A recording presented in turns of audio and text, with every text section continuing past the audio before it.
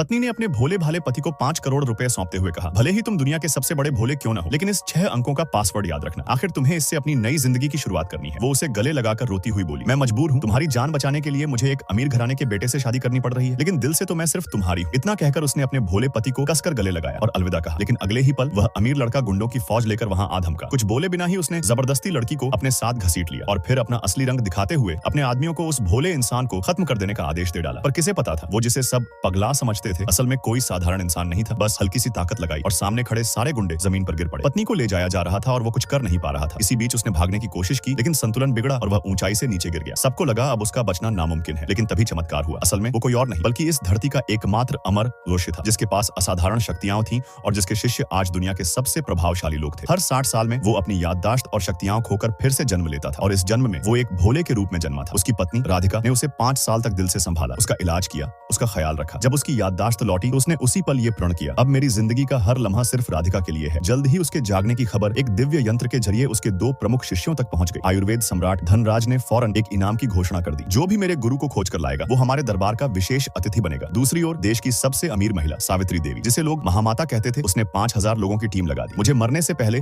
अपने गुरु का अंतिम दर्शन चाहिए। लेकिन उस ओर इस दिव्य पुरुष को उसी की शिष्या की पोती कार से कुचलने ही वाली थी। अच्छा हुआ कि समय रहते उसने अपनी प्राचीन शक्तियों का उपयोग किया और गाड़ी को रोक दिया। फिर पता चला कि वो लड़की भी उसी होटल जा रही थी जहां अमीर लड़का और उसकी पत्नी मौजूद थे। लड़की ने पूछा, आप कैसे चलेंगे? उसने मुस्कुराकर उसका हाथ थामा और अगली ही पल दोनों बादलों पर उड़ते हुए सीधे होटल के बाहर पहुंच गए। लड़की के होश उड़ गए। उसने तुरंत अपनी दादी सावित्री देवी को फोन लगाया, दादी मुझे लगता है मुझे मिल गया वो इंसान। दूसरी ओर सावित्री देवी इतने सालों से जिसकी तलाश कर रही थी, वो खबर सुनते ही फूट फूट कर रो पड़ी, मेरा गुरु जिंदा है, और तुरंत चल पड़ी उस होटल की ओर। इसी बीच होटल में राधिका खुद को मौत के लिए तैयार कर चुकी थी। वो किसी भी हाल में अमीर लड़के की दासी बनने को तैयार नहीं थी। तभी दरवाजा टूटा और वही दिव्य पुरुष अंदर आया। उसने ऊंची आवाज में कहा, अब से राधिका को कोई भी जबरदस्ती नहीं कर सकता, चाहे तुम हो या तुम्हारा बाप। अमीर लड़का हंसते हुए बोला, पता है तू किससे बात कर रहा है? मेरा बाप इस शहर का सबसे बड़ा व्यापारी है और उसकी दोस्ती सावित्री देवी से भी है। लेकिन उसे ये नहीं पता था कि वो सावित्री देवी कभी इसी भोले पुरुष की शिष्या रह चुकी थी। उस दिव्य पुरुष ने अपनी अंगूठी उतारी और राधिका को पहनाते हुए कहा, अब से तुम मेरी पहचान हो। तुम्हें अब इस दुनिया में कोई भी नजर उठाकर नहीं देख सकेगा, चाहे वो कोई अमीर हो, ताकतवर हो या नामचीन हस्ती। सभी लोग सन्न रह गए।